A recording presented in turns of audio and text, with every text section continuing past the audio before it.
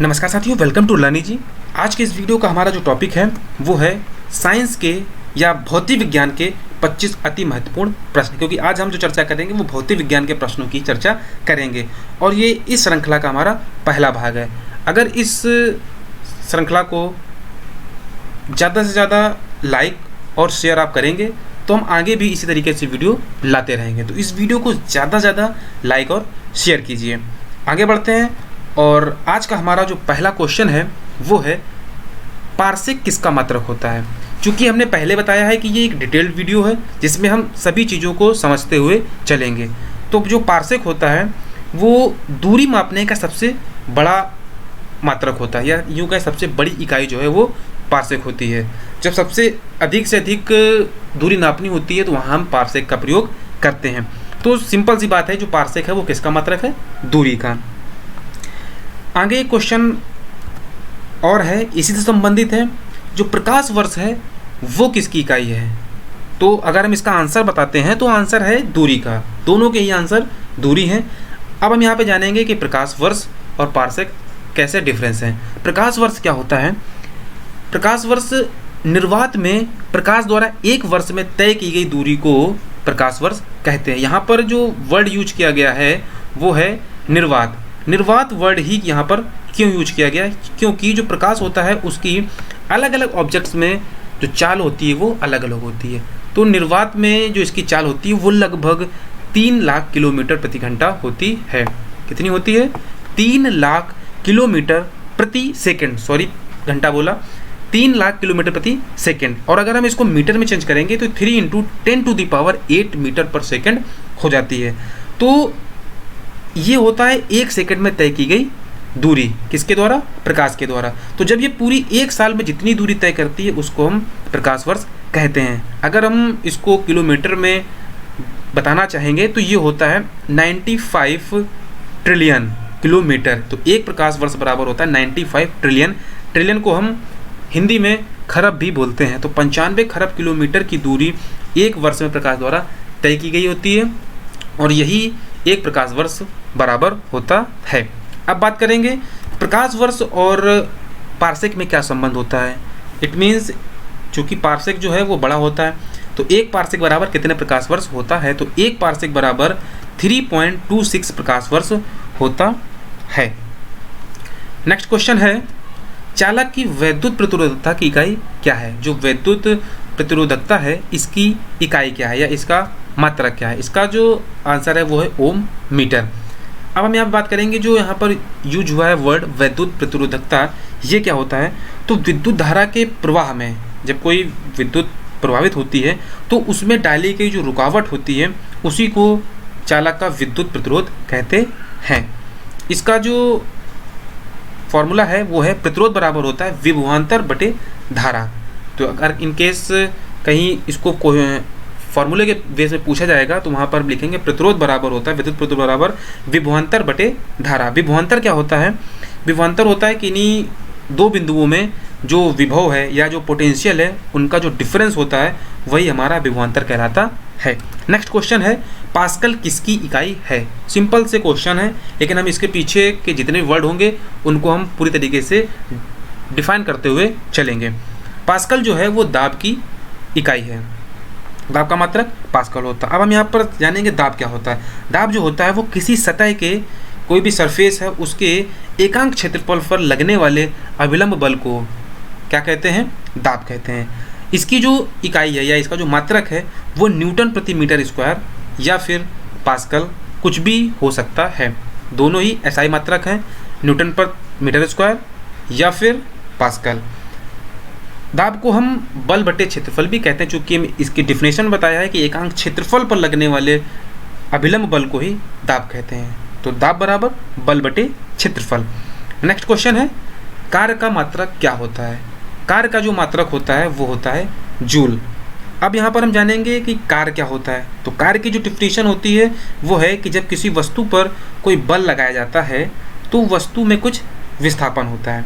जाहिर सी बात है, जब हम किसी वस्तु पर बल लगाएंगे तो उसमें कुछ ना कुछ विस्थापन होगा।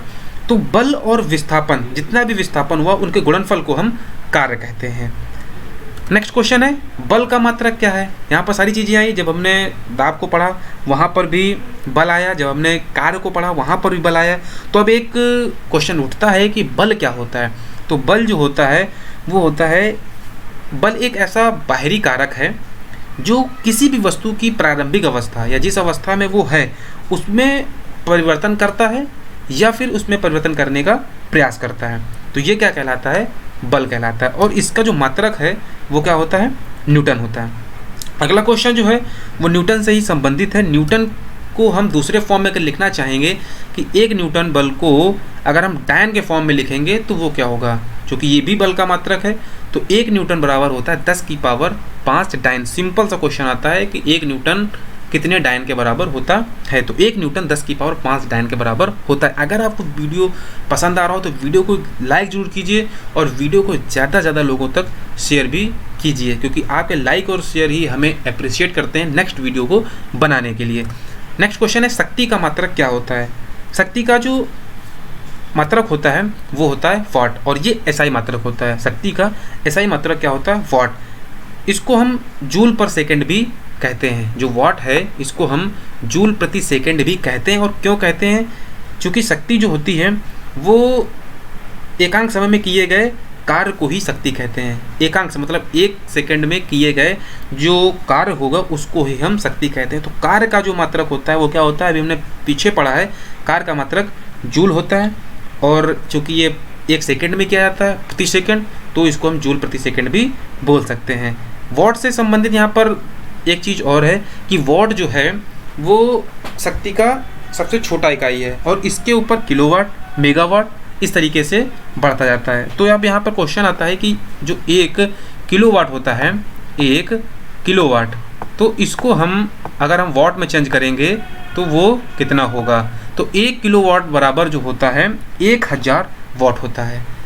नेक्स्ट क्वेश्चन है मेगावाट किस प्रकार की बिजली नापने की इकाई है। जैसे कि यहाँ पर वॉट आया, किलोवाट आया, ऐसे ही मेगावाट होता है। तो मेगावाट का प्रयोग हम कहाँ पर करते हैं, मेगावाट का जो प्रयोग होता है वो जो बिजली उत्पादित होती है, जब बिजली उत्पादन होता है वहाँ पर हम इसको मेगावाट में डिनोट करते हैं। चूँकि 1 मेगावाट बराबर होता है 10 लाख वाट, तो ये बहुत ही बड़ी इकाई हो जाती है। इस वजह से हम वॉट में ना यूज करके इसको मेगावाट में यूज करते हैं। तो मेगावाट वहीं यूज किया जाता है जहाँ पर बिजली का उत्पादन होता है। घरों में हम इसका यूज नहीं करते, जैसे घरों में जो बिजली आती है उसको हम वॉट में या किलोवाट में ही डिनोट करते हैं, मेगावाट में डिनोट नहीं करते हैं। नेक्स्ट क्वेश्चन है डॉप्सन इकाई का प्रयोग क्या मापने में किया जाता है। तो डॉप्सन जो इकाई है उसका प्रयोग ओजोन परत की मोटाई नापने में किया जाता है।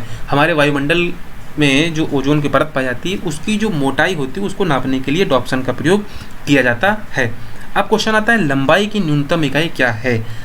अच्छा क्वेश्चन है, जो लंबाई है उसकी सबसे न्यूनतम इकाई क्या है। तो सर लंबाई को हम सबसे न्यूनतम फर्मी में नापते हैं। अब क्वेश्चन ये बनता है कि आखिर फर्मी क्या होता है। तो जो फर्मी मीटर होता है वो किसके बराबर होता है। तो 1 फर्मी मीटर जो है वो 10 की पावर -15 मीटर के बराबर होता है। तो ये मीटर की एक बहुत ही छोटी इकाई है।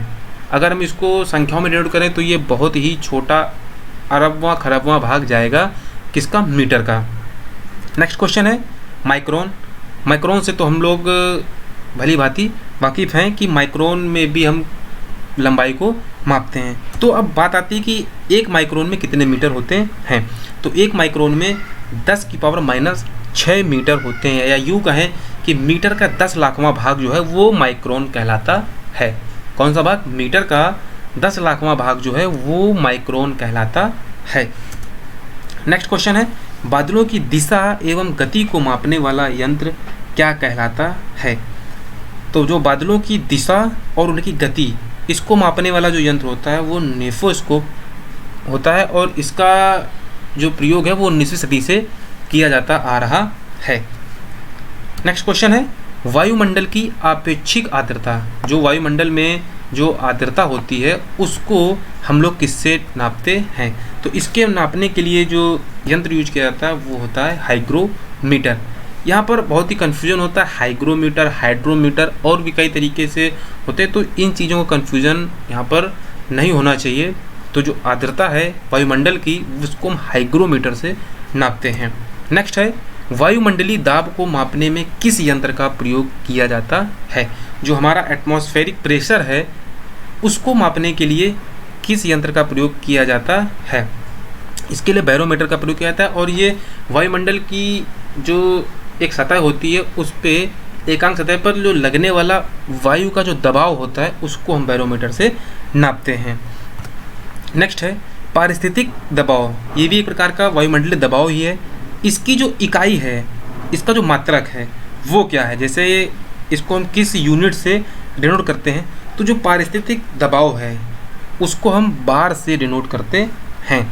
और अब यहाँ पे क्वेश्चन बनता है जो बार होता है ये क्या होता है, तो एक बार बराबर होता है 10⁵ न्यूटन प्रति मीटर स्क्वायर, या फिर इसको 10⁵ पास्कल भी बोल सकते हैं, क्योंकि हमने पिछले जो स्लाइड थी उसमें ये देखा था कि जो दाब की जो इकाई होती है वो क्या होती है, न्यूटन प्रति मीटर स्क्वायर।